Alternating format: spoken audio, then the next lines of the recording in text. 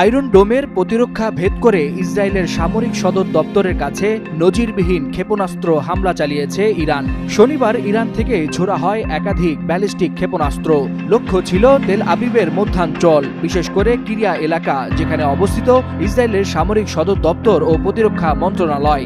এই হামলা ছিল ইরানি ভূখণ্ডে ইসরায়েলি অভিযানের পাল্টা জবাব। ইরান থেকে ছোড়া এসব মিসাইলের অনেকাংশ প্রতিহত করে ইসরায়েলের আকাশ প্রতিরক্ষা ব্যবস্থা আয়রন ডোম।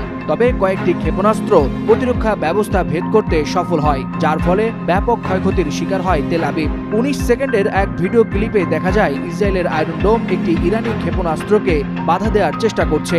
তবে ক্ষেপণাস্ত্রটি ওই আয়রন ডোম ভেঙে চোখের পলকে প্রতিরক্ষা সদর দপ্তরের পাশেই বিকট শব্দে আঘাত হানে। গেল 24 ঘন্টার মধ্যে ইরানের দফায় দফায় ইসরায়েলি বিমান হামলার পর তেহরানের এই প্রতিশোধমূলক পদক্ষেপ নেওয়া হয়।